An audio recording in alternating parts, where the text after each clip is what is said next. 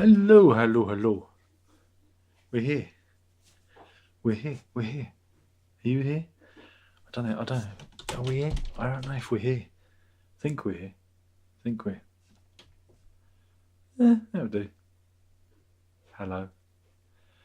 How is everybody? Good, good. Just me. Oh, there are people here already, but that's good. And I think we're in. I think it's, yes, it is working, yes. Exodus is in. How's my groove been? Yeah, it's alright. Andrew's in. And Andrew's been on holiday in Essex. It's a big place. Rob's in. He says good evening. Brief visit. I've got a heavy cold. Not to worry. COVID. It's COVID. And Colston is here. And indeed, get well. Ah, here we go. Beverage is delivered. Martin's in. He says, hey. Hey, hey, ho, ho. Hee, hee, hoo, ha. Indeed, ho, ho.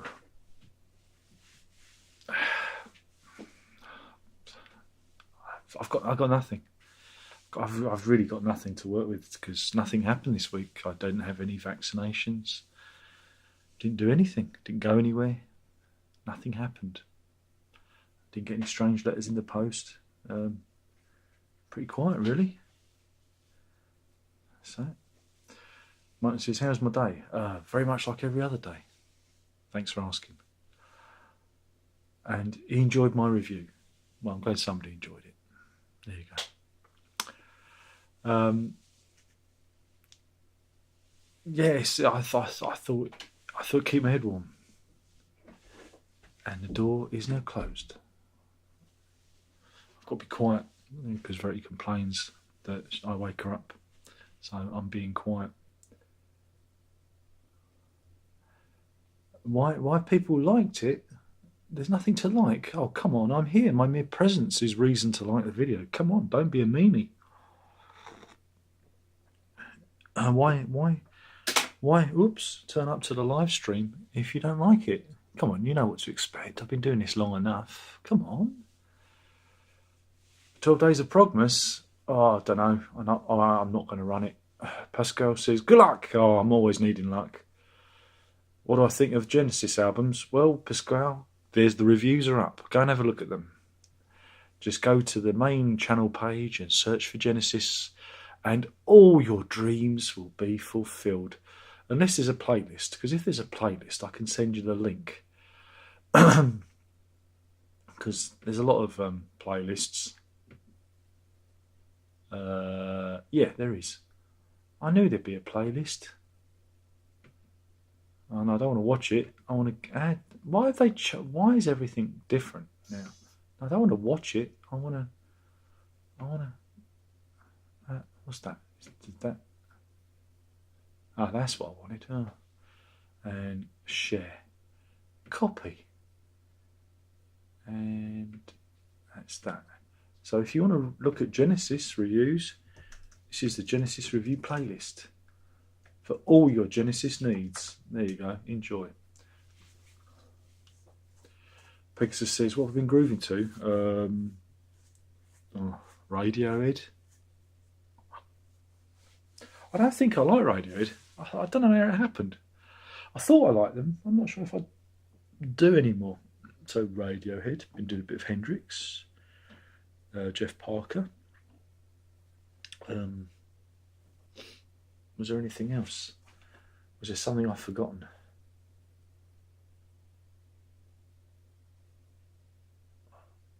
I think that was it. I don't think there was anything else. No, it wasn't anything else. That was it, I'm afraid. So, yeah. Does Verity watch the live streams? Certainly not. Nobody in this house watches what I do, thank God. I know Herb used to watch a few of the videos, and that's why I was a little bit sensitive about some of the vile comments that people leave. But I think he's kind of got out of that habit now, so I don't tend to worry. So I'll delete him anyway. But it was a time when he was actually watching my stuff. But I think, like I said, he's grown out of that. That's right, Katie Pie. Thumbs up all the way. Yep, the guy from the Monkeys died. There's only one left. Warner says, evening Santa Darren, I'm waiting for gifts. He wants me to empty my sack. That's right. On the live stream. What's my favourite Beatles album? Sgt. Pepper's. Yeah, Michael Nesmith. Heir to the Tipex fortune. Munton says Mickey DeLenz is the last one, yeah. And we know what he did. He gave the world Metal Mickey. Look it up. It's Metal Mickey. Munton said, I'll be back. My chili's ready. Yeah. I'm not going to do the chili joke. Yeah. Munton likes his chili red hot.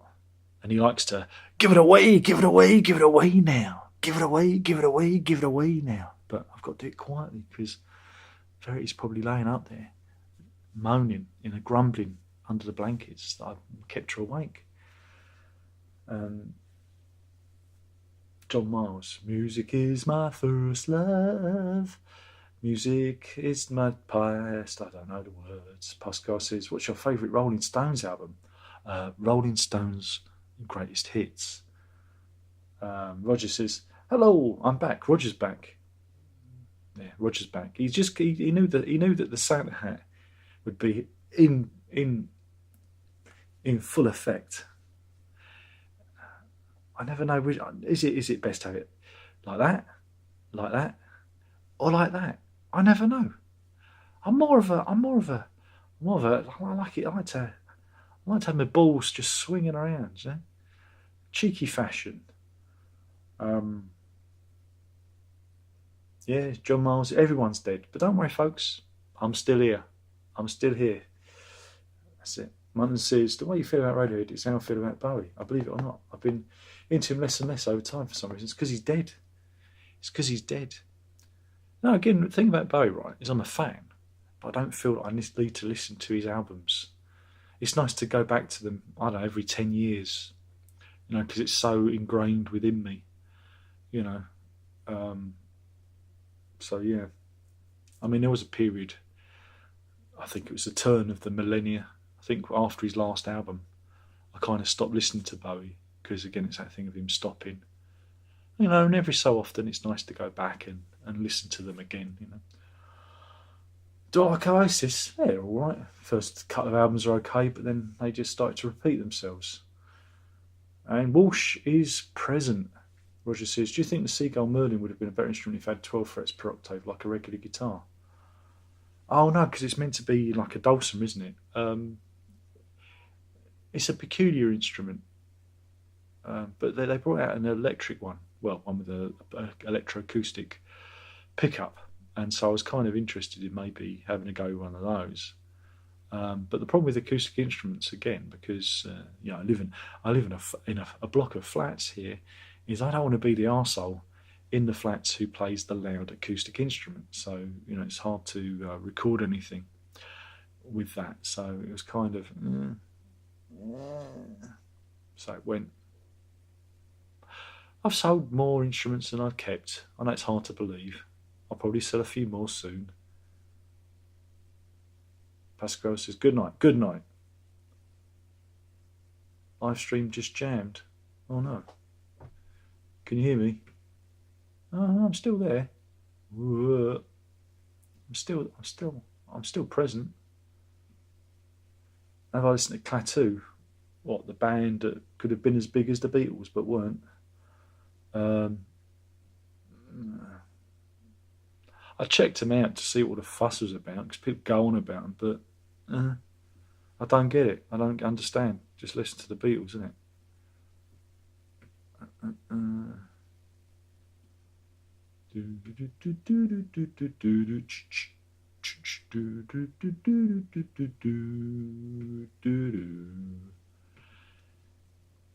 Right, this is okay now, Andrew. Yeah, put some more money in the meter.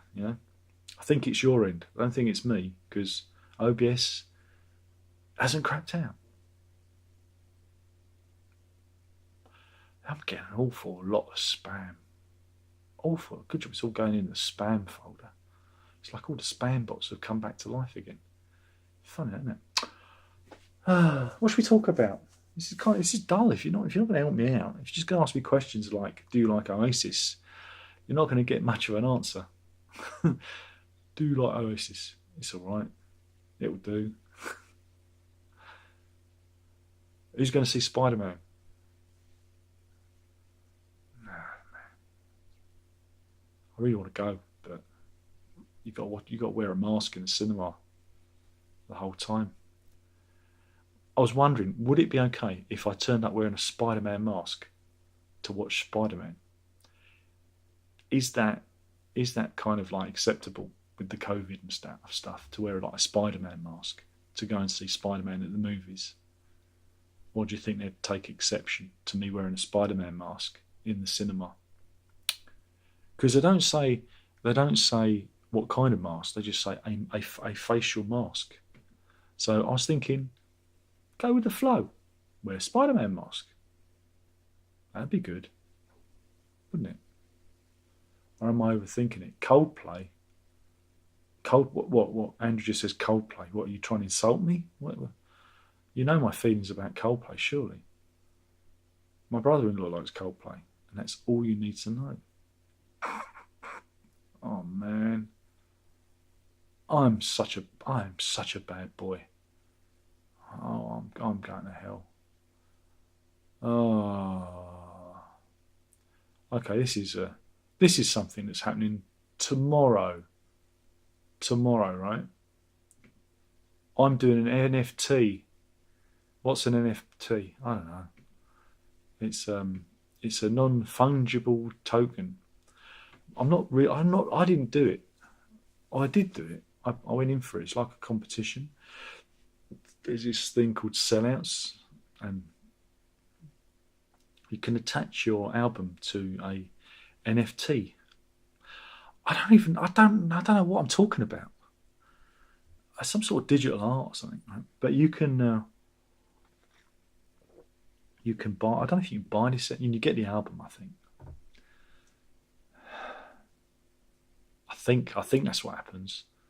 I think that's what happens. But I'll give you the link. So there we go. Here's the link to my NFT. Oh man, well, yeah. I mean, I don't know. I get paid. I think I get paid, but I didn't do anything. I just signed up. It's a cocker. There was this promotional thing that they're doing. Queen 2. Jack wants to know what's favourite Queen album other than Night at the Opera. Queen 2.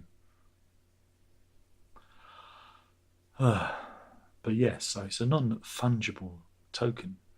I don't know. I just went in for this thing. But you can go and have a look at it. Okay then. Seeing as we're gonna do the Twitter list, right? We're gonna do stuff from Twitter, right? Seeing as none of you are helping me, I'm taking this in a completely different direction now. I'm gonna look at my Twitter feed because you lazy bums, you're making me work for a living, and I don't like it. We all know that work's a four-letter word, and here we go. So this week, Matt Berry's music, they're reissuing Witch Hazel album, right? See, I've just got to get it lined up. See, I don't know if you can see this. They're releasing it. Let's see, back in stock. Matt Berry's biggest selling album, Witch Hazel, in stunning caramel vinyl. Now, if you can see that caramel vinyl. Well, I said, I know shit brown when I see it, because there's no way that that's caramel. Caramel is more tan than like that, isn't it? It's more tan. That's shit brown. Shit brown. One of the nicest things this week on my Twitter feed, again, this is where all the action happens, is there was a clip earlier in the year. Brian and Roger Eno, you know the Enos, yeah. You know, they've got a popular beat combo, the Enos. They played at the Acropolis. I think it's a Greek restaurant down in Clapham Way, I might be wrong, but the gig has been shown on Arty. I think it's a French arts channel, but they're not showing it anywhere else. But you can see a little clip, and here he is. There's old Brian there. There he is. He's singing. He's going, obla dee, obla da, life goes on. Oh, life goes on. Something like that. But you can see a little clip of it. It's Brian Eno at the Acropolis. Though actually it's Brian and Roger Eno at the Acropolis. They've titled it wrong because, I guess Brian Eno's the bigger draw. But there you go. So that's interesting. Leo Abrams is playing playing the guitar. Meanwhile, there was I don't know if you noticed, but Scream, the Scream movie is coming out. There's a new Scream. Have you heard of Scream? It was like when Wes Craven deconstructed the horror movie back in I think it was the late 90s, wasn't it? Well, there's the poster's been going around, right? There's a poster. Yeah, it's a poster because it's a film, as they say in Ireland, a film, and here we go. This is the film poster, and it says the killer is on the poster, right? So I was looking at the poster. I think I figured out who the killer is. I'm going to let you have a guess. You look at the poster first. You have a guess and see if you can figure out who the killer is, right? Because I'm going to tell you. I'm going to tell you who the killer is. Right? And when you go and see the film, you're going to say, "That Darren, he's a fucking genius," because he's figured out. Have you taken long enough to stare at the poster? Right, you're going to like this. It's this chap here. He said, "This chap. See this chap? Not that chap. This chap here. This chap. I can't make it go any bigger." That's what she said. Do you know why it's this chap? This chap here. This chap, because he's the only one who's not making eye contact with you. Isn't that amazing? So my money is on that fella there, because everybody else is looking at the viewer, and that fella ain't. So he's got to be guilty, because when you're guilty, you don't make eye contact. There you go. I've just ruined the new Scream film for everyone there. Wow. Okay. Doing my best here. Doing my best. Come on, where's that other thing I saw? I can't find it. Oh, here it is. It's more Brian Eno news.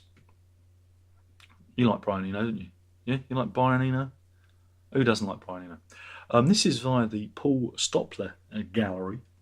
Yeah, Mr. Eno. He likes all things light. He likes doing light installations and light boxes and things like that. And what he's done is he's come up with this. It's a new turntable. It's the Eno turntable. And it apparently changes colour and stuff. And there's 50 of them, and they're numbered and signed by, well, hopefully, by Brian Eno at the Paul Stopler Gallery. And you can go at Paul Stop window has gone weird. I don't know if it... Oh, got to have cookies. Got to have cookies. And I'm fighting with the browser window. Yeah, that's about it really. That's all you're getting. But yeah, it doesn't tell you how much it is. You have to email them and register your interest. I can't imagine how much it must cost. I can't imagine. It must be a fortune. A small fortune. Yeah. And that's Twitter for the last few days, for those who might be interested. Payne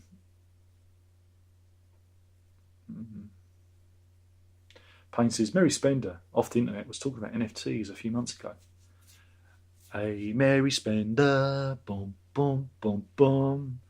She plays a Fender, boom, boom, boom, boom. I don't watch her. Sorry, I've seen her pop up, but I refuse to watch. Sorry. Well, again, I don't agree with NFTs in principle because you don't really own anything. But it gave lots of stupid people the chance to spend stupid money on stupid shit. That if there's a power cut, that's it. It's the end, isn't it? Really. But no, this thing was a promotion via DistroKid that I've talked about before. And this sellouts thing is like I don't know, some sort of promotion from them. It didn't cost me anything to set up. I think I was doing like 1,000 of them, and I applied to be a part of it, and I got chosen. I'm number 54. So there you go. But talking of thousands of things, I won something this week. Oh, what did you win, Darren? Well, I'm going to tell you. I'm just going to get to the link because I'm flying on the seat of my pants this week. I won a draw. A draw? Yeah, I won a draw. McDonald's were holding a draw. 3,000 of items were being given away, and I'm going to show you. Oh, wait a minute. Let's get the graphic up. Because it's the Daily Mail website, it's pop-ups akimbo.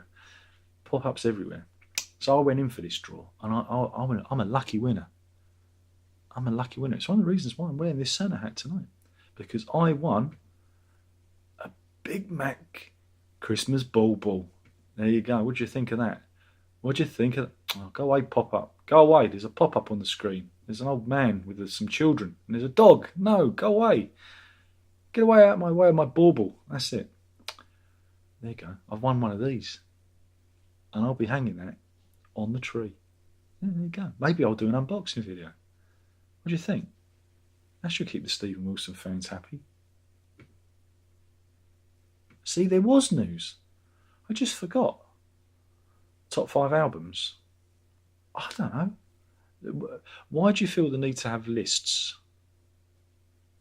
Lists are stupid. Lists are for wankers. Here's an album you should go and listen to. Night Song by Nusrat Fateh Ali Khan and Michael Brook. That's probably my favourite album. Go and listen to it now. But I don't have a top 5. That's just stupid.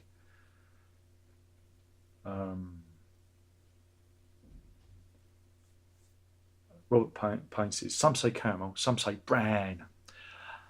But Wayne, I want a brown baby, like all the other mothers on the estate. I love that. That's the Slobs, the Harry Hemfield show.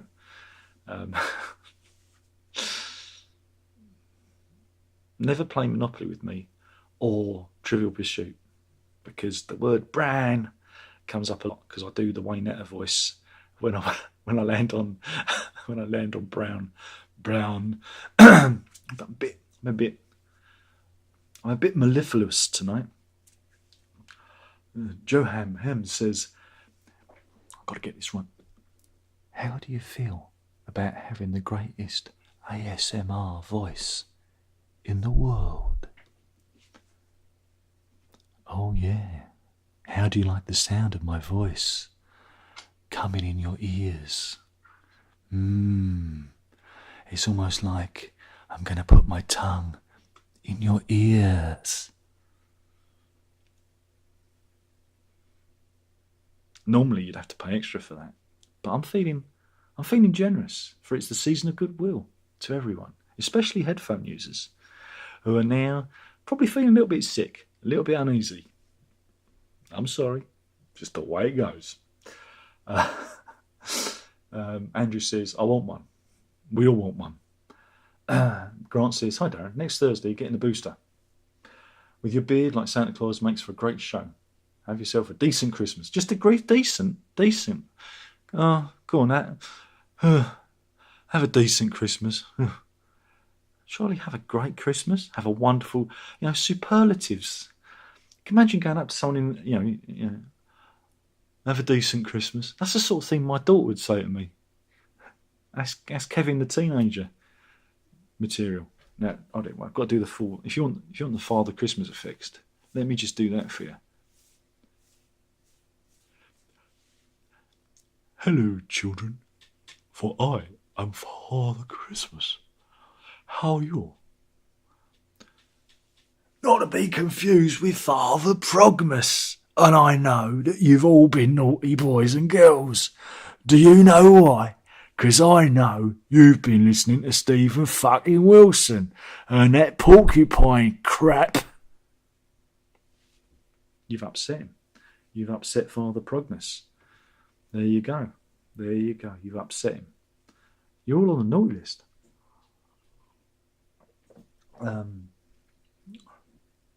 But have a wonderful Christmas, Grant. A fantastic Christmas. The most Christmassy Christmas you could ever imagine.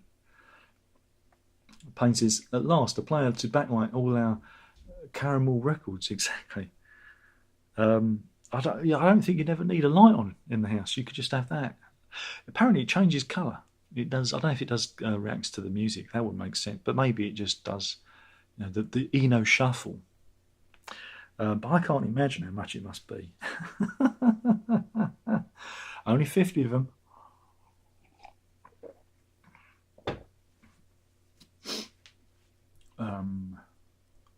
Grant says, if you could tell me why status quo and Slade never had much success beyond the UK. Me? Tell you? I don't know why they had success in the UK. What? How did that happen?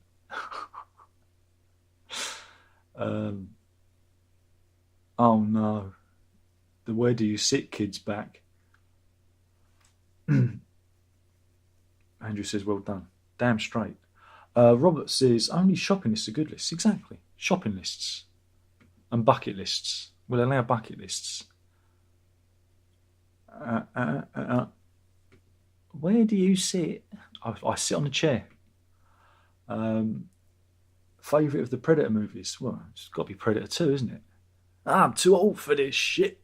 I love that. Danny Glover. Fucking legend. Love that. I love Predator 2. Love it.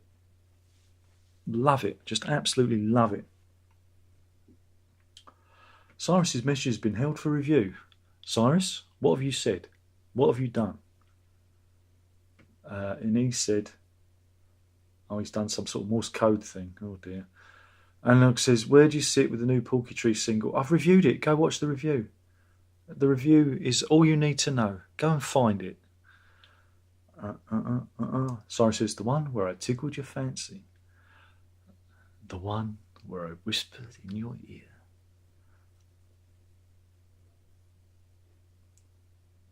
See, he says, have the best ever Christmas, Grant. See, now Grant is wishing himself the best ever Christmas. Surely it should have been, have the best ever Christmas, Darren. Love from Grant, hugs and kisses, XXX. I'm joking. I get what you mean. Thank you. I was only joshing earlier. I was just joshing because Verity's got the habit of saying decent. So I say, how's school today? And she goes, it was decent. What do you think of this meal? It's decent,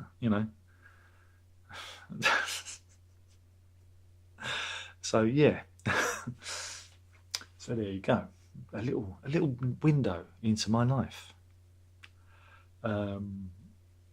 Jason says, today I've been playing Mike Oldfield's Amarok, says Jason. Well done.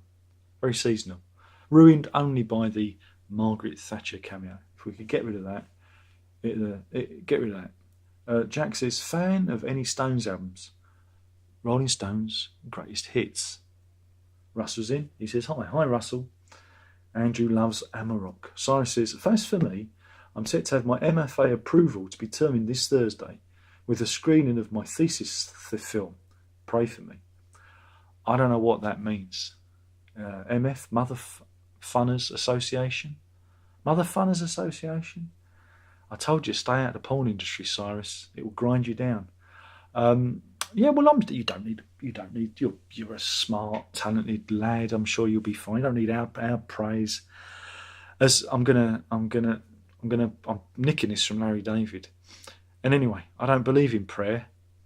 And do you know why? Because I'm a bald man. That's a Larry David joke. It was in Curb Your Enthusiasm a couple of weeks back, and I'm sticking with it. I'm having that. I love it when people in insults they say to me, "Oh, you're bald." I say that in the comments. "Oh, you can't grow any hair," and I go, "What the fuck's this? Scotch mist?" They do that like they can hurt my feelings, like they can hurt the feelings of a 50-year-old man. It's like I've just been born, and I think they can say things like that. "Oh, look at you, you're old, you got no hair." Yeah. So, I've got all these guitars. You ain't. Yeah, fuck you. Yeah, you can't even play those guitars. Damn straight I can't play them. They're just there to taunt the lot of you. Medard says, do you know a band called Tristeza? No. Do I need to know them? Are they a European band by any chance? Oh, God. Oh, Jesus. Grace says, there's no porcupines in my Xmas tree, although it does have a few needles. I would play I've got no drums. I got no drums anymore. I can't do it. It's too loud. Oh, wish I'd get some earplugs for Verity. Then I could do what I want then. Sorry, I said mother funners. I was censoring. I was being kind. I said mother funner. Mother funner. Yeah, you are a right mother funner. You are. That's. Yeah, you fun your mother. There you go. Andrew says, Darren, did you do any more on the history of prog book? No, I didn't, because I can't carry on. I need to come at it from a different angle, because there's this certain part in the book where I have to talk about a certain featured artist and a certain that band, and I don't think my life's worth the fucking grief, you know? And if I don't talk about them, then there's this massive gap in the story. So, I kind of, because what I was thinking as it was going on, it kind of went through like it wasn't really meant to be a history of prog rock. That was just a title to get people juiced up and thinking that it's actually called. The actual title is an incomplete history of prog rock, with a subtitle that says it's got fuck all with prog rock. Actually in the introduction, because I write a little introduction saying this isn't what you think this is. This is the musical memories of a man. So I'm actually going to change the name to Mr. Music Head, because it's more about music and what it means to me, and where it all came from, and that, if that makes sense. My musical journey as a person, and not just that means like the music that I listen to, but it's about recording. It's going to be everything about music really, and how it relates to me and my life. It's kind of turned into that. But the problem with that is that, because how do I cover that without them getting pissy and trying to, I don't know, block me or whatever, I wouldn't put it past them to fucking, issue a cease and desist letter to me because I've mentioned them, or some daft bullshit, because they hate me so much. And for what? Hey, I'm not the one who's constantly ripping off, the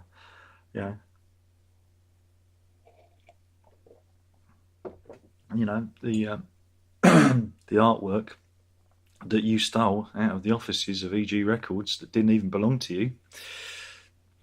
At least I'm not a thief. Not like some people I know. You know what I'm saying? That artwork, the artwork that what they do, they put it on all sorts of things. I'm sure they've put it on underpants. They put it on mugs and tankards, and I'm sure Christmas baubles. And the person that made that artwork is gone. He's died. They died a year afterwards, and that person, the other person, the featured artist, has just done nothing but profit out of it for years and years and years, and claims ownership on something that doesn't belong to him. He never even paid for it. That's the irony. The record company paid for it back in the day, and it belonged to EG Records. And the featured artist one day just walks in, whilst no one was around, stole the original artwork off the wall. See, that kind of tale would be in the book, you see. That kind of judgmental stuff would be in the book, and it could get a bit difficult for me. So I've got a problem. And nobody cares what I say anyway. Everyone, I've it every day, everyone telling me I don't know anything and I should shut up and I'm boring. So a book,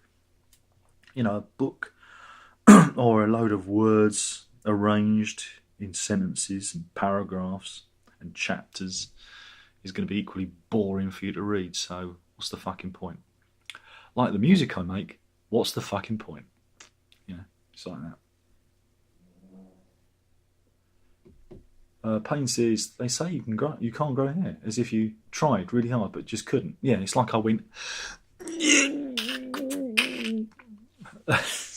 Look, my dad went bald at about 21, right? I didn't start thinning to gone 30, right? I knew it was coming, right? I always knew, again, as a kid, my mum said, your dad lost his hair at 21. So, so I grew my hair for about 15 years. I had hair down at my arsehole, and then once it started to thin, I shaved it. And that's great because you're in control of it then.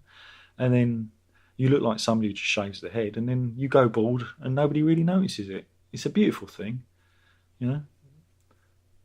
And it never did Jason Statham any harm, or Vin Diesel, or Dwayne Johnson, all those people. Sean Connery, you name them. It never did them any harm. And it's one less thing to worry about in the morning. The worst thing about having long hair, or hair in general, was just keeping it tidy, or keeping it washed, clean, drying your hair, trying to dry your hair before going to work. Oh God, that was strong. Now I can just splash my head with water and dry, and I'm ready. I'm ready for the day. It's fine. It takes longer to dry this these days. Oh dear. Oh boy, oh boy, oh boy. Grant says, I think John Anderson has a Christmas album. Well, technically the Three Ships album that he did in the 80s. It's a Christmas album. Excuse me. Manky Poo says, do you plan some wine and cheese Christmas beans? No. Oh, is that a reference to the Conservatives? No. Who cares? Nobody cares. Who gives a fuck? Seriously? It did, look, I don't mean to be funny, but did they think that all the politicos, just as soon as all this stuff happened, just went running out of Downing Street, went running out of the Houses of Parliament and the House of Lords? Do you think it all just stopped? Do you think our bureaucracy just all worked from home? No, some of them went in. And, I'm sure all those people that went to these parties were all working together in a bubble or something. And who gives a fuck? I don't. And neither should you. And the thing is I see it around here. I saw people breaking the lockdown rules. People broke it on the outside. It didn't affect me. It doesn't affect me because I ain't seeing anyone. I ain't got anyone to visit. I ain't got anyone to visit me. I'm not going anywhere. I'm not doing anything. So it doesn't affect me. I don't care. I think you should be really more concerned about, well, not that. And then they try to have a go at poor old Boris for hosting a Zoom Christmas quiz as a reward for everyone who was working for him, during these times. It's like, what? God, stop making me defend that idiot. Why are you making me defend him? You're all bloody idiots. There are other things to be angry. Why aren't you angry about China and the World Health Organization that caused this fuck up in the first place? But hey, let's just go for Boris and the Tories because, I'm sure Keir Starmer would have sorted out, or Jeremy Corbyn.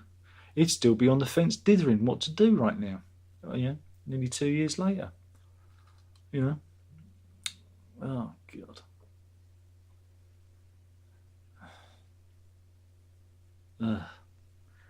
What a terrible political state of affairs we're in. We've got a completely incompetent government and a completely useless opposition. So, no point in worrying about it. But at least Boris Johnson and the Conservatives can define what a woman is. Not like the Lib Dems, the Labour Party, or the SNP. They couldn't tell you what a woman was because they just tie themselves in knots. They can't do it because they're obsessed with, this the identity politics nonsense. And that's going to lose them a lot of fans. Oh, yeah. Ooh. Do I like the new Spitting Image series? Not watched it, Medard. Sorry, not watched it.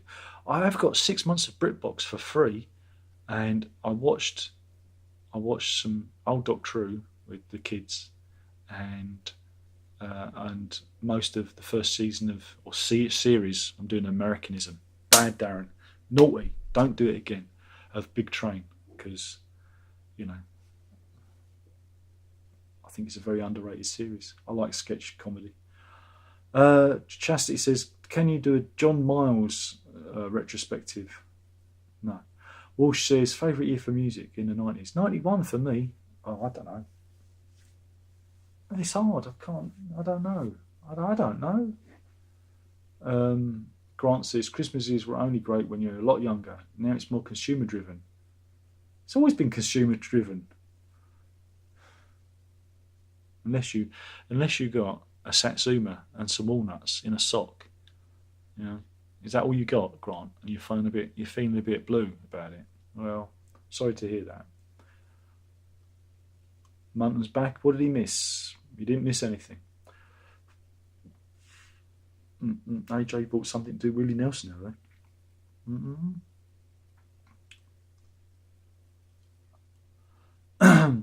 Munton says, you mentioned the band Quasar last week, and I watched your review. And I listened to Fire in the Sky. I enjoyed it. It reminds me of Styx more than yesterday. I don't know what Styx is. So. Yeah, I did the remix, and I sent it to the guy, and I knew he wouldn't like it because I did it how I wanted to hear it rather than how he wanted to hear it, because that was the agreement. You know, it was the Darren Locke remix rather than the Stephen Wilson just lay it out flat remix, and he didn't like what I'd done with it. And there was a problem because there was some missing vocals because he'd erased over part of the vocals. So I did a little bit of studio trickery. I'd love to play it to you, but I'll probably get into trouble, so I can't. But I thought it was really good, and I made it sound more like fresh and modern. Yeah, I put a bit of compression on it, but I wanted it to make it sound a bit more punchy. It was just one song I did, UFO. And then he said, oh, yeah, can you change it? So then I took everything off and sent it back to him. And I haven't heard from him since Friday, so I don't know if he's ghosting me, but I ain't doing any more with it. I've done all I need to do, so that's that. That's the problem with remixing and doing stuff, is people's hearing is very subjective, and what I do it to make me happy, and I'm not doing it for them. So that's why it's very difficult. I never, ever do a good job. Well, I do a good job, but I never do a job that they enjoy. So, yeah, I don't think I've got that gig. Not that I wanted it, I just wanted to have a little play with whatever he had available, and I did that. And yeah, and that was that. But it sounds like it was done on like an 8-track or whatnot. It was problematic because the drums, bass, and some of the keyboards were already bounced down onto 2 tracks, onto a stereo track, and so it was a bit of a problem trying to get that to sit nicely in the mix. But it's done. I did what I did. I did what I did.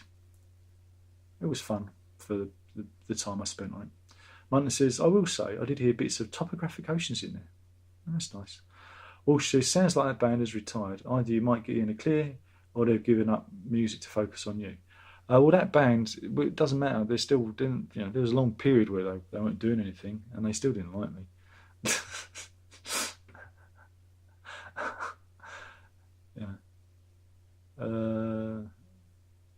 Munton says, have you heard of the 80s group B Kyo Ran? They're like a Japanese that band, but without the fascism, as Gordon Haskell was saying.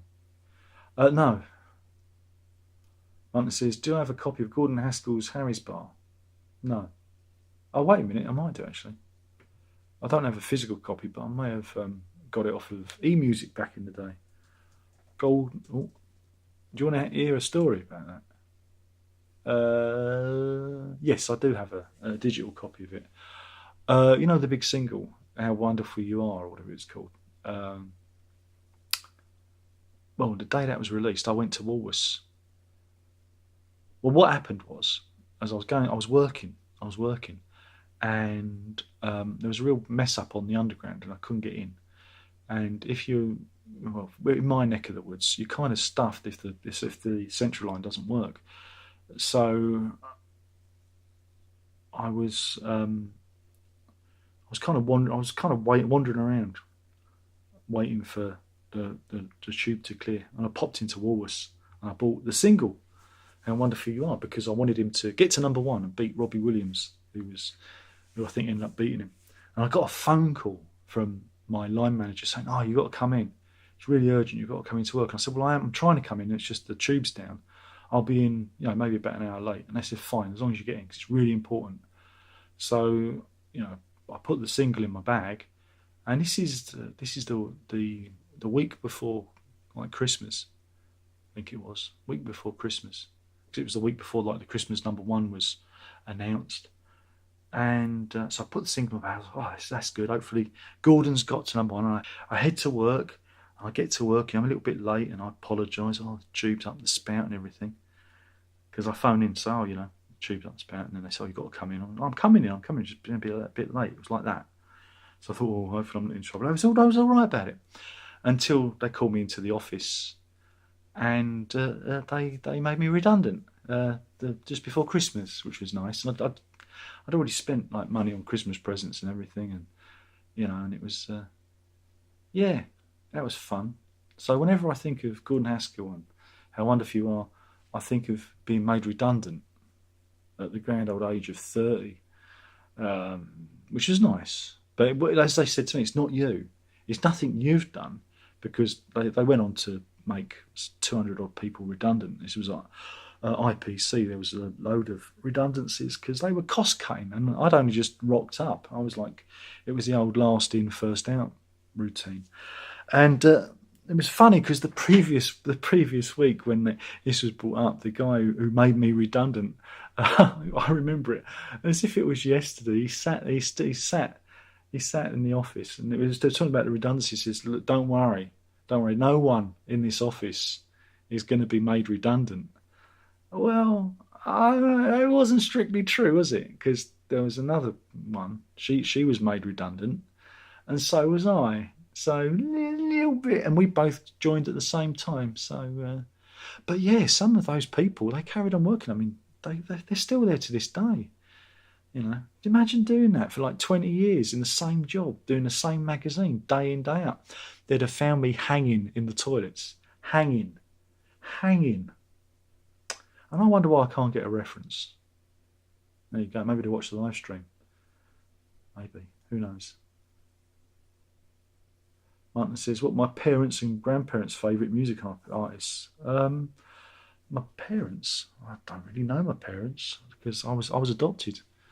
No, that's not true. My father's, I suppose it'd be Simon and Garfunkel, Paul Simon, I think, which made it really hard for me because I really like Simon and Garfunkel, and he ruined it for me, the bastard. Mum's is easy, Neil Diamond, and I've got her Neil Diamond greatest hits. I kept it from her things on my shelf, just there, between I think it's Channel Light Vessel and Brian Eno. Neil Diamond. That was easy. As for grandparents, I don't really have a. Again, my nan was fairly.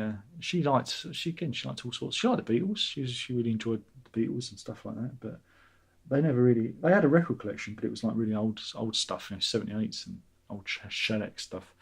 Granted, like kind of jazz. I kept one of them. I kept one single, because that's what you do. You keep the one single, because then it means something. And it's called In a Persian Market, I think. I'd have to dig it out. I can't remember who did it now. But it's one of his favourite songs, Foreigner. Want to know what love is? When he heard that is a good song. Because he knew music. He knew what the good tunes were. Martin says, did they appreciate prog? What did they make of it? I didn't make them listen to the music I listened to, so no, I don't know. I don't really have any comment on it. Andrew says, I've been watching old repeats of Gogglebox, very funny. Okay. I have no interest in watching other people watch television. It's just, I don't get it. Manky Poot says, in the old days, I got presents. Now I have to buy them. Sure, Xmas has become commercial. Exactly. In the old days, Garrett says, by the way, I replied to 2000 Seaplane a couple of days ago, but crickets. Well, that's odd. If you say he's been around a couple of weeks back, well, hopefully he's all right. We'll never know. Maybe he'll reply. Just go back every so often and check, Grant says, is it true, according to my mum, Christmas puddings, when she had them, contain pence coins. Sixpences it used to be. Absolutely. Munton says, what if Stephen Wilson, like, no, you'd put them in the mix, you'd stuff them in. And the amount of kids that used to have to poop them out because they went down, because sixpences were really small, you know. They weren't like the old 2 pences, which were huge. If you had one of those, you'd break a tooth, but the sixpences were small. But yeah, that's the thing, yeah. Munton says, what if Stephen Wilson crossed the line and asked you to remix Night Song? Would you have him assassinated? Well, I can't remix Night Song. I wouldn't do it. It's perfect as it is. But if Stephen Wilson attempted to remix Night Song, I'd have to kill him myself with my bare hands. I'd beat him over the head with the master tapes. But no, Night Song, can't touch it. It's fantastic. AJ says, Al Johnson and Mae West were my grandparents' favourites. Munton says, what would happen if you did a rant video on ELO Jeff Lynne? How would the view, comment count and flat compared to Stephen Wilson and Jeff the Toll videos? Those were entertaining for sure. Well, I don't think anyone cares about ELO, but for some reason people care about Stephen Wilson. I do not know why. It makes no sense to me. Nothing he does feels genuine and real, you know. There's a whole strand. I mean, oh God, I don't want to talk. No, I won't name them because it wouldn't be fair. But there was a reissue was announced a few days, over the last few days. Keep it vague, Dan, keep it vague. I don't know the album, but I know 2 people involved in it.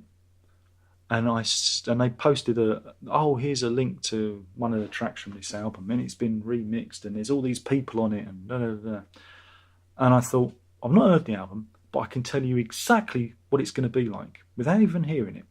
It's going to be these beds of keyboards, and you're going to have these breathy fucking vocals, and lo and behold, that's what it was. And I hadn't even heard the fucking album because all that stuff. It's not that these people are bad musicians. It's just that it's the choices that they make. They choose to make this awful music. And that's what frustrates me, because they could, if they wanted to, make something genuinely interesting and genuine. But they don't. They choose to make this almost like a facsimile of music. You know, it bugs me. Do you know it bugs me? Because I make music and because I try desperately to do stuff that interests me, and you know, and the amount of stuff I've recorded over the years, and there's been a lot of it, as you know, a lot of horse shit I've recorded over the years, but I do it because I try and keep it interesting to me. They don't even, I mean, I get it just frustrates me. It frustrates me, you know. But then, like I say, I put the Jeff Parker album on. Again, I didn't like half of it, but at least, you know, you listen to what Jeff Parker's doing on his guitar, and you go, he believes in this. He actually believes in this.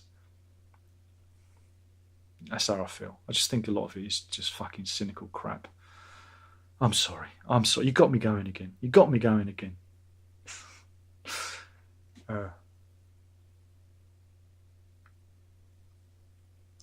I don't think anyone would give me any flack about ELO. Jeff Lynne. No? Nah. Omer says, that John Anderson Christmas album has a few cool songs, but a lot of crap too. I see 3 ships are sailing in, they're sailing in, they're sailing in. I see 3 ships are sailing in early in the morning. Oh, can I do that again, please? Can I do that again? I think I got it wrong.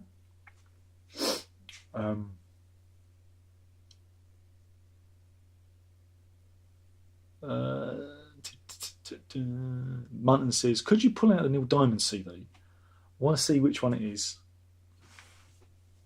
Look, I didn't buy it, my mum bought it, okay? And I kept it in memory of her. And so if I ever feel like putting on some Neil Diamond, I can do it. It's the Essential Neil Diamond, and it's a double. And it's got all the hits on. There you go. It's got all the hits. Every single hits. Look at that. And Neil Diamond is great. You know, I think we'd all agree on that. You know, he's up there. Look at that. So I kept that because I couldn't bear. Oh, she even kept the receipt. Oh, look at that. She even kept the receipt in it from Woolworths. Oh, wow. What was that, 2008? Yeah. Oh. And that was the Woolworths at Lee Bridge Road. Oh, I know. Oh, wow. Jim must have bought it for her for Christmas or her birthday. Wow. Let me see what date it was. No, it wouldn't have been for her birthday. It must have been on release. Was that 6? Let me get me. Now you got me started. Where's my magnifying glass? I've got a magnifying glass. But I want one of those big Sherlock Holmes type magnifying glasses because this just doesn't cut it. It doesn't cut it. No, this is what they come. This is what they come here for. See, I've got a light as well, so I can. Yeah, 2008. Now, 2008 was the year that Wall was closed. They closed in the winter of that year. But we were living. This is Lee Bridge Road in Leighton, and that's the Woolworths that I used to work at when I was younger. Oh wow! And yeah, Jim must have bought it for her because we were living up in Norfolk then, and so he must have got it for us as a nice surprise. Oh wow! Get me, you fucker! You get me all emotional. You know that? I shouldn't have listened to you, man. Get me all emotional. Oh Jesus! Put you back. Oh dear. Come on, put yourself together, you big pufter. Where are we? AJ says 3 Ships is very dated, but it's very Christmassy. Payne says Albert Kettleby wrote in a Persian market. There you go. But I don't know if it's his version. I don't think it was done in the 20s because it's a record. Omar says, my favourite Christmas time singer is Berlioz. Kevin says, where's the line in your opinion where music ceases to be prog and what ranges between prog and our convolution will be considered prog? That makes sense. Yeah, well, first of all, prog is the shit that you take for progressive music now. The album that I reviewed today by Jeff Parker, while it is not prog in the sense that he's not wearing the cape and whatever, it's progressive in that he's performing with a looping pedal, and he's not only is he doing jazz standards, you know, he's doing music that is kind of between boundaries. You know, if you hear the album, you know what I mean.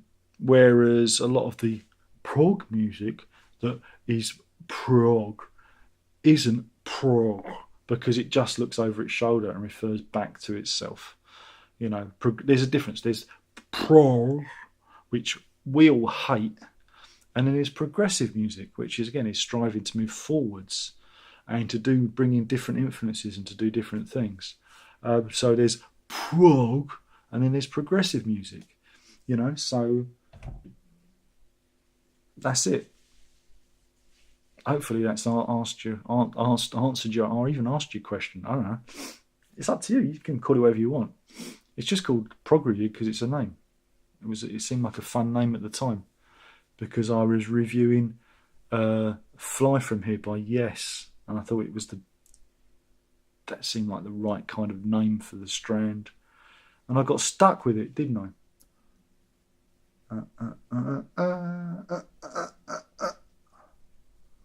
And Payne's off. Have a good evening. Have a nice kip, and hopefully you feel better in the morning. Munton says, what do you prefer, the Pearl or Pavilion of Dreams? Pavilion of Dreams. Which can figure on to be on your top 10 or 20 favourite albums. Yeah, Pavilion of Dreams is something special. Absolutely. AJ has gone off. See you, AJ. Alma says, I confess I really dig that framed Laurie Anderson LP behind you. That one. This is a promotional copy. It's a 12-inch that has some cuts from the United States Live box set, which is there. I got it on CD back in the day, and that is a promotional 12-inch that and I just like it as a piece of art, you know. But I don't know if you can see there. You see there, that's a signed print of Lulabelle, her dog, and it's signed by Laurie Anderson. Yeah. And it's funny, you can't really see it because the guitar's in the way. And also it's a bit dark, but it looks like Hannah. It's so funny because the picture, It looks like there's loads of Hannahs flying around, but it's not Hannah. It's Lulabelle.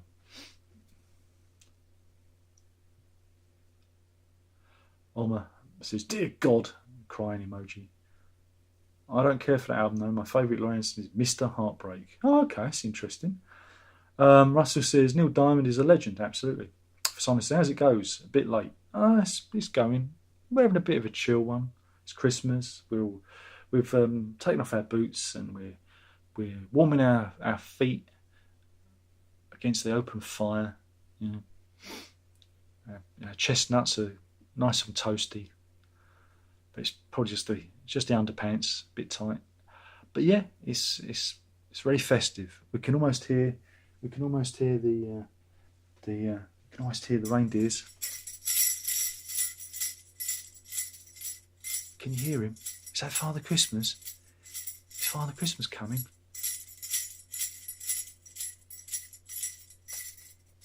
Got to do that quietly, you see.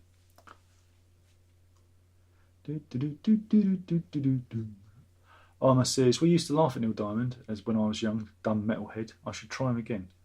He's a great singer. The songs are great, you know. AJ says, I save my receipts and CDs too. It's an old lady thing. Well, I used to do it too, so, you know. But sometimes the print fades off the receipt, so you just end up with just a blank piece of paper, which is a bit of a shame. Grant says, I like the song America from Jazz Singer, Darren. That's nice. Garrett says, thanks, Darren. Didn't mean to get you emotional. That's all right. I didn't realise that there was a receipt inside it. Can't go wrong with Neil Diamond. What's your favourite song by him? Oh, God. There's so many songs. You can't make me choose. You can't. I like, was Reverend Blue Jeans? That one. I like that one. Hands, you need hands. Oh, no, that's the wrong one. Reaching out, touching me, I'm touching you. That one. I like that one. It's got the hands in it. And all the other ones that he did. You know, Love on the Rocks. Oh, I love them all. Almost says, long ago I gave up trying to label music I like. Exactly. Someone says, nice hat. Are you into the holiday season? Not particularly. I hate it. I hate December and I can't wait until we're in the first day of January and it's all over. I do this because, you know, it makes me look more interesting. You know? And also,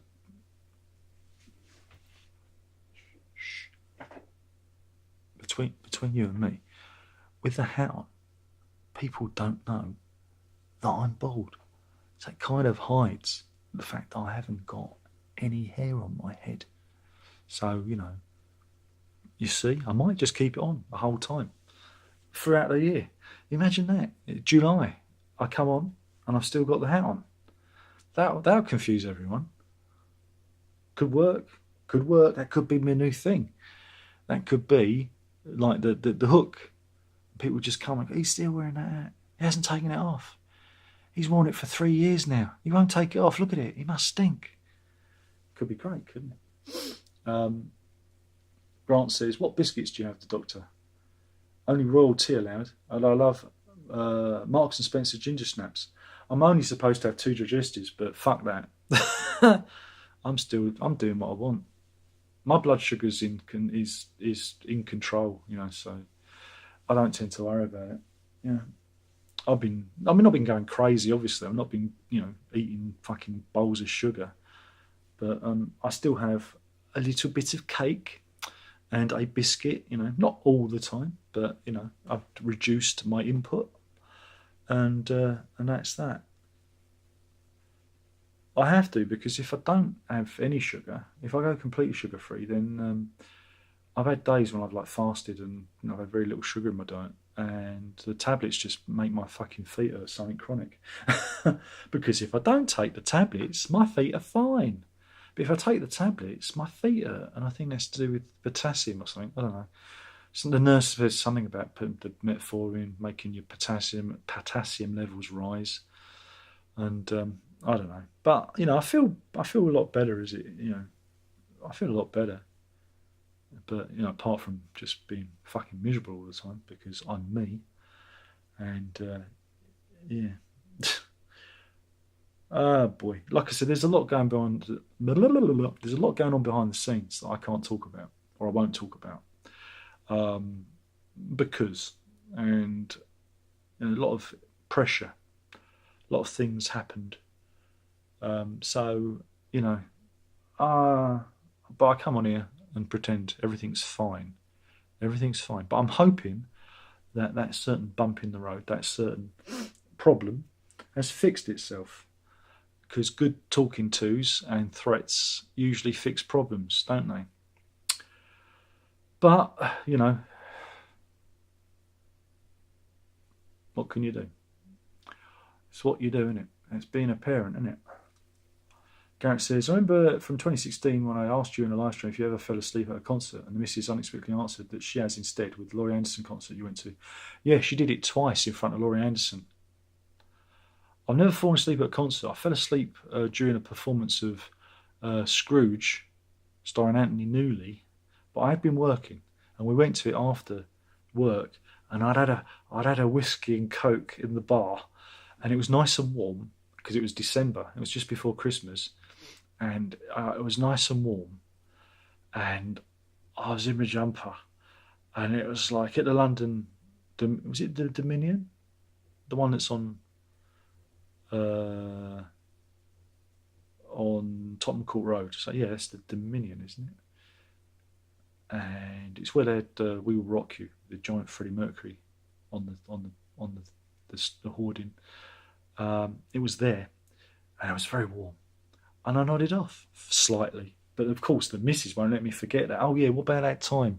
About that time in that musical we saw, and you fell asleep, and my boss was there, and you started snoring. It was like, I couldn't help it. I'd had a few drinks, and it was warm. And I was wearing my jumper, and I got a bit cosy. And Anthony Newley died shortly after that. Curse of Darren Lock. But yeah, the missus fell asleep twice, right in the front row with Laurie Anderson. I think the second time Laurie Anderson laughed. I think she reckoned it went, it's her again. But it wasn't a gig, it was a talking, one of Laurie Anderson's talking. She plays music and talks. She does these things, performance art things, where it's more of a lecture than anything else. And it's burbly music in the background, violin. And it's very relaxing. So I completely understand why the missus fell asleep, because it's very, there you go.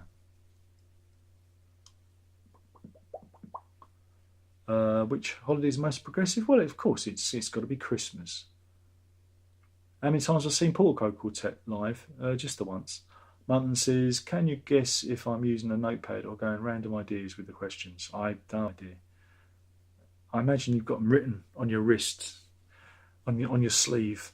George says, good evening, Darren. Some deep questions for you. How important to you is context when listening to and reviewing music? Should albums be judged by factors other than the music itself? Oh, that's a good question. I deliberately keep myself absolutely ignorant of albums these days, because there's so much detail on the internet. You can read interviews like immediately, there's all sorts of things out there, a plethora of reviews and opinion.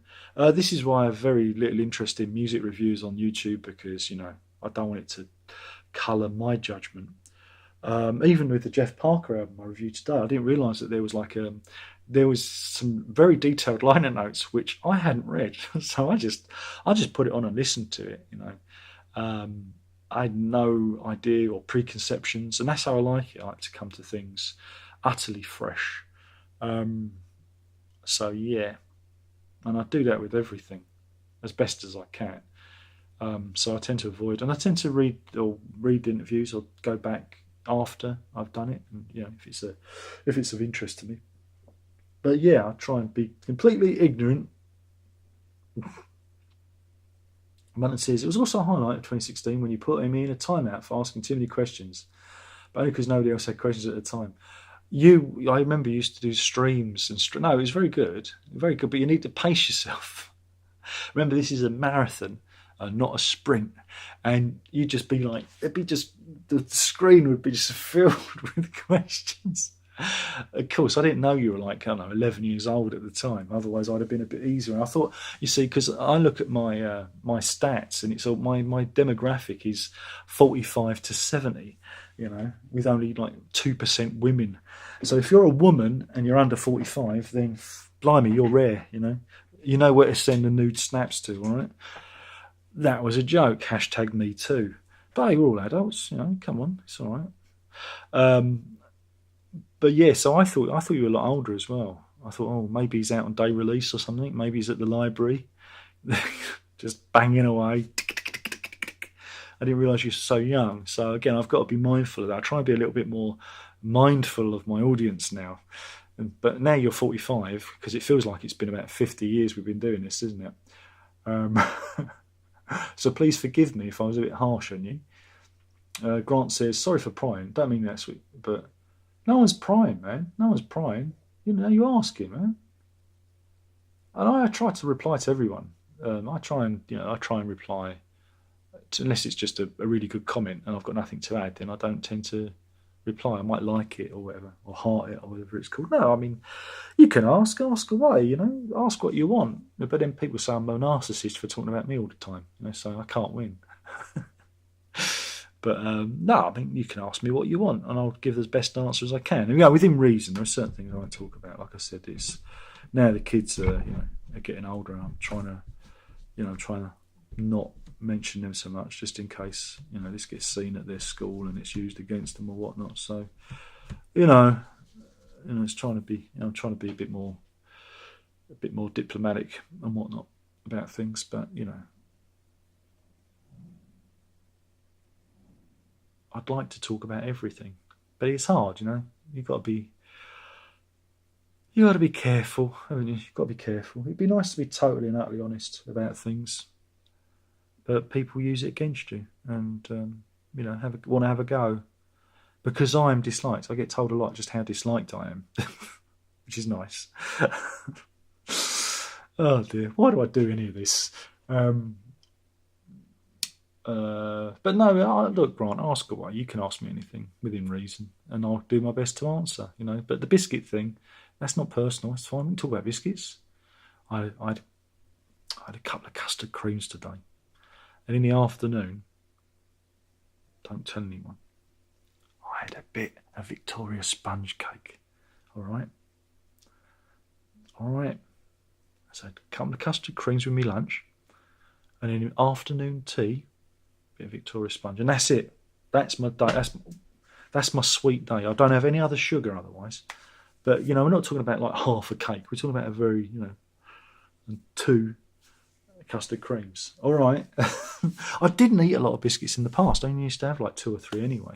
But now I don't. I don't always have them with the tea. I just so I'm just a bit more careful. I don't have any sugar in my tea or coffee anymore. So that's it. Garrett says, no, I was 15 at the time. All right. McKenna says, I think relying too much on context favours artists who are already successful, as their backstories tend to be more well documented, which leads to so-called widening of the gap between rich and poor. George, you've been thinking about this, haven't you? Look, you either like it or you don't. I'm listening to a lot of Jazz FM at the moment. Hi, I'm Gregory Porter, and you're listening to Jazz FM.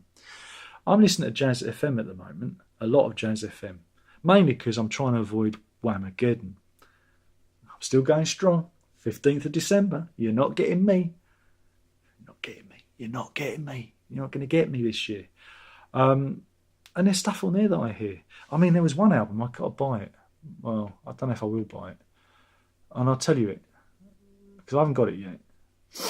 I put it in my basket, but it's just I can't buy everything because.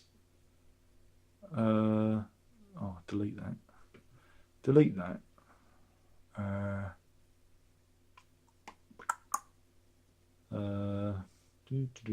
Bear with me a minute. Here we go. An artist called Michael Volney. He's German, and he had this album. It's actually the band's called Volney, Parisienne, Liebpfeffer and Lillinger, and the album's called XXXX. That's 4 X's, XXXX. And there was stuff on there that sounded really kind of cool because they played it on Jazz FM. Hi, my name's Gregory Porter, and you're listening to Jazz FM. It's become a bit of a mental tick, that is. I can't stop doing it. Every time I say, I'm not going to say it again. But yeah, that's a really good album. But I heard it because of, I'm not saying it again. I'm not going to do it. I'm not going to go there. No, I'm not going to do it. But I heard it without any context, and I thought, I really like that. But also on that station, I've also put a quartet. So there you go. Grant says, my aunt, bless her, she used to send me those pop steamers from Worcester. Made a mess, but I loved them. Sounds great. Garrett says, what's the best Christmas present you ever got?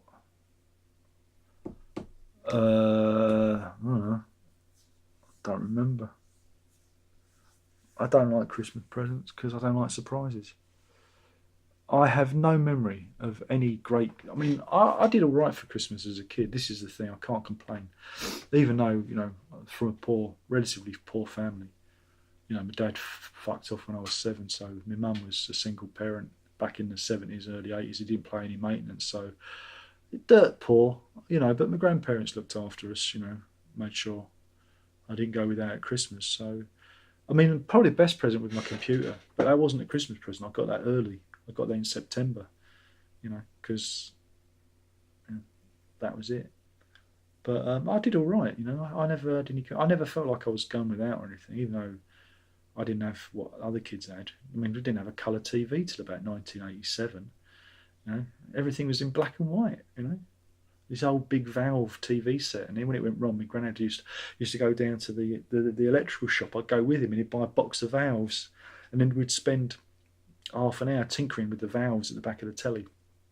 And he was like a magician, and it would suddenly work again, and we'd have TV, and it'd only be out of action for like, I don't know, an hour or whatnot, and he'd fix it, and it was amazing. It was a massive black and white telly. Okay, it weren't colour, but boy, it was huge. It was a huge black and white TV with a great picture. And, it's those are the things you remember.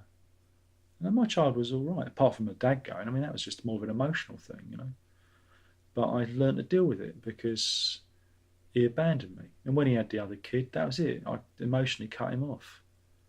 It was hard. Because it's not nice to be not wanted, by your father. It's it's real.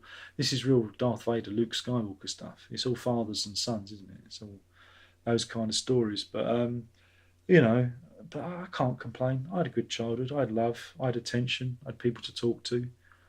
I had my imagination. So I'm a solitary person as it is. So. It was good. It was a good childhood. But I've never liked surprises. This is the thing. My mum never liked surprises. Verity doesn't like surprises. I don't think Herb does either. So we're all kind of the same mind. But no, again, I can't think of one specific thing because I always got good things, and toys. Always got, like I said, I had a Space 1999 Eagle. I had a couple of those, and they were die cast back in the day when I was like 7 or 8, and they were fantastic. And lots of Lego, and well, not lots, but I had stuff that I was all right. I didn't. Again, it was a different time because there weren't as many toys. It wasn't as commercial, Yeah, I think the problem with like records and things probably goes back to my teenage years when I didn't have any money, and everyone else was buying stuff. Their parents, my mate, whenever he went out, his mum used to slip him like 10, 20 quid. And he'd go to a second-hand record shop and buy, 10, 20 quid's worth of second-hand vinyl, which was a lot. And I'd go, fuck me, that's good. I could never do that. I wasn't jealous of it. It's just like, it was just a shame that, I didn't get a tenner pushed my way now and again. But like I said, I didn't go without, so I can't. I think he got spoiled. But then I spoiled the kids. It's like you do it. You spoil your kids, and they've got boxes and boxes of plastic crap that we bought them, and now they're older, they don't need, and we've got to force them to get rid of it. And I'm like, it's just when you have kids, you'll go through all of this. There's always fads and new things to buy, and that, so yeah. Now, this Christmas, it's interesting because neither of them want anything. They're like, oh, we don't know what we want, and they're interesting because Herb got an Xbox Series S earlier in the year, like in September, because it was like for his birthday, because he'd been a good boy. And Verity's, she's very hard to buy for now because she's a teenager. She's 14, so yeah, they're not going to get that many toys this time, but they do all right. They get stuff throughout the year. We've been playing Monopoly and various board games, doing our Monopoly Saturdays. So I've been buying board games every month, so that's been good. Oh God, I've won the championship. I've beaten them. I'd like to show you all my Monopolies. We played Monopoly for Millennials the other day. That was great. That was a really fun one. I got Monopoly Builder Edition. That was reduced on Amazon this week for $16.99. And that's what we're playing on Saturday. So again, they have a good time. I like to think they have a good time. Joel says, do you generally prefer original mixes or remastered mixes? Original. Again, it all depends. You see, you've got to... I'm going to use Genesis as an example. The original Genesis CDs are awful. They were awful. They were terrible. They were terribly made, awful. But the second, I don't know what they were. Those ones, I can't remember when they were done. Was it 94? Those ones they were a good improvement. The remixes that they did in 2007, yeah, they're all right. No, I know a lot of people don't like them, but I've got those, so I can listen to those. So it's very rare that that you prefer a modern mix over the original, because I think I've told you this before. I read a really good interview with Ian MacDonald. He played with that band. And he was saying, because I was asking him about Stephen Wilson's remixes of that first album. And he said, well, I've not heard it. I have no intention of hearing it. I have no interest in it. I have no input. He said, but consider this. When we were making that record, him and I think it was Greg Lake, right?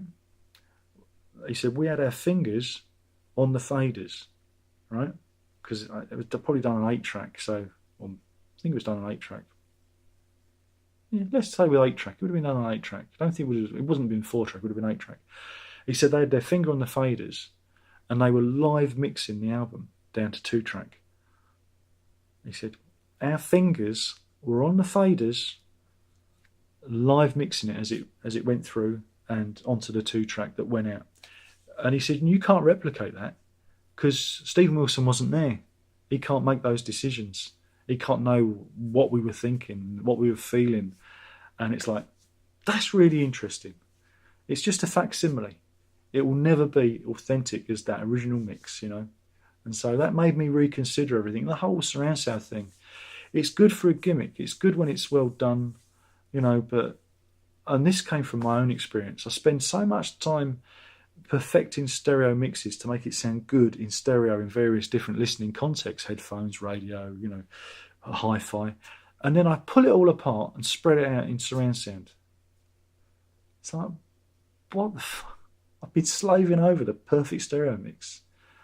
Why would I pull it all apart for a real niche market? So not doing that anymore. And my interest in surround sound kind of faded with it. It's like, yeah. So that's your answer. Any New Year's resolutions? Just to be even more gorgeous. Andrew said, evening. Have you watched any of the live Genesis footage on YouTube? You mean from the recent Genesis? Yeah, I did a review. of it. Go and have a look. Inkelstein says... Oh no, I've jumped ahead, sorry. Garrett says, of all the members of Genesis, which one would you get along with the most or want to spend a day with? Oh, that's a tricky one. Well, I'd probably be Peter Gabriel, just so I could get a tour of Real World Studios,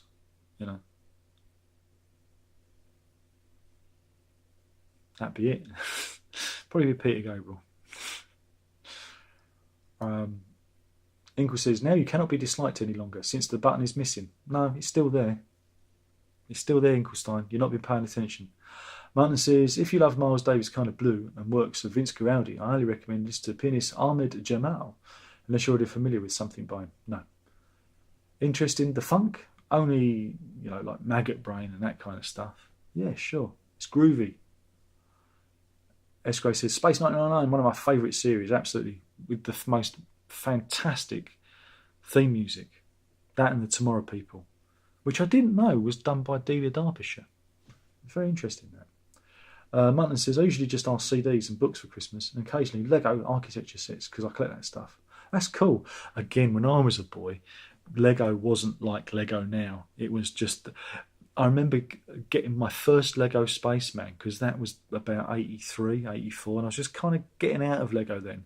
But the thrill to actually have a Lego Spaceman... I used to build space rockets and spacecraft and whatever, and I had a little blue... Lego Spaceman. It was like, oh fuck, this is genius. I was so happy, and like I said, I must have been about 13 then, and just getting out of. My interest was just fading and moving more towards music, one of the best presents I got was an electronic typewriter. I nearly forgot. There you go, electronic typewriter. Because I used to write a lot when I was younger as well.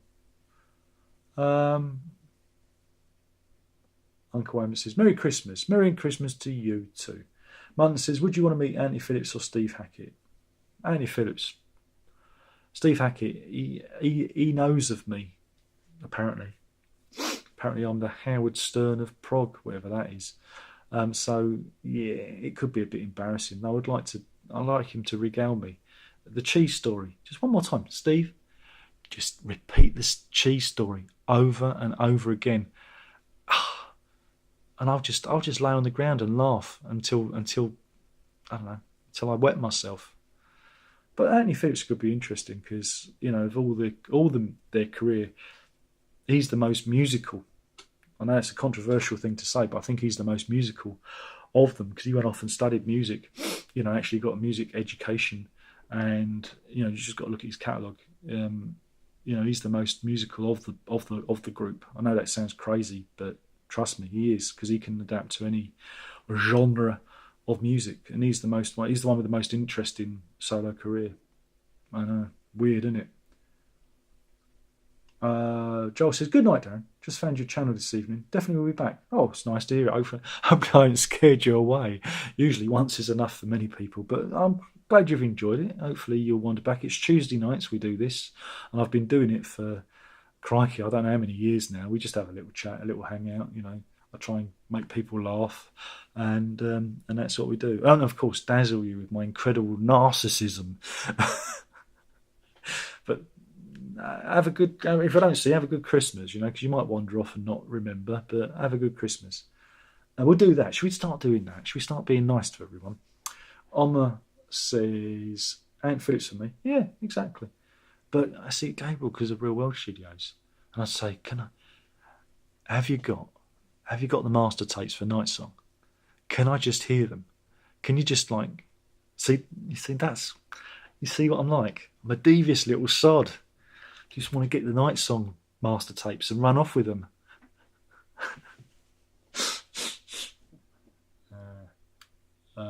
For someone said, I may not be here next week, so I wish you and yours a Merry Christmas. Same to you. Martin says, isn't Ant Phillips having another set coming out soon? Yes, there's another box set coming out in January, I think. Oh no, look at that. That's happened during the live stream. Oh my God. Oh dear. Oh, that happens when I'm tired. Yeah, he's got let me just pull it up for you. Anthony Phillips. It's the archive collection 1 and 2. It's a whopping 30 quid though. It's a whopping 30 quid. I mean, I've already heard it all because I had the CDs. But there's an extra. Here's the Amazon link if anyone's interested. Because I already had the CDs back in the day, so I've already heard everything bar the bonus the bonus edition. But there you go.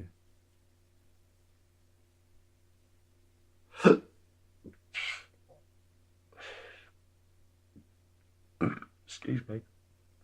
I've got windy pops. Grant says, although Queen is a British band, I like to think of them as a global group. Absolutely. They're a world group. Radiohead is a great band. I think you have to have more of a British sensibility to appreciate them, in my opinion. Radiohead do very well. They do very well around the world. They play some really big gigs. Munton says, absolutely, Ant is my favourite member of Genesis, and I've Geese and the Ghost more than any other Genesis album. And Trespass is still near and dear to me as well, my first prog album. Yeah. Munton says, what if Peter and Ant met up again? Wouldn't that be cool? I'm sure they do. I'm sure they do meet occasionally. But whether they do anything musically, that would be, I'd still like to hear an Anthony Phillips, Steve Hackett album, because, they have collaborated a little bit. Anthony Phillips has guested on a couple of Hackett's albums, but I'd really like to hear them do something together, and bring in Mike Rutherford as well while you're at it. Get the old and Tony Banks. I'll bring Pete in as well. Leave Phil Collins at home though. Get a drum machine. Oma says, I would love to meet any member of Genesis over any member of Yes. I love Genesis, but God help me. Every one of them creep me out. Also, there's another reason. There's another reason why I want to meet Peter Gabriel. Hold it there. I've got to go to the bookshelf. I don't know if I've shown you this. Oh.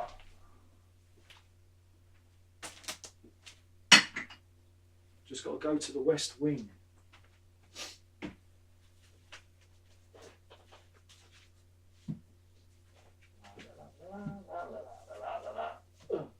Come out, you bastard.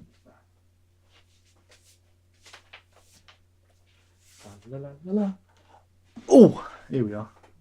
Sorry about that. I had to go to the West Wing. This book came out, obviously, the time. It's like the official biography of the band. And I don't know about you, but don't you think it's a bit mean that some bastards have scribbled all over it? Yeah? Yeah? But there's one signature missing. Huh. Yeah, Pete's signature. So that's another reason. I've got to get him to sign this and make it complete.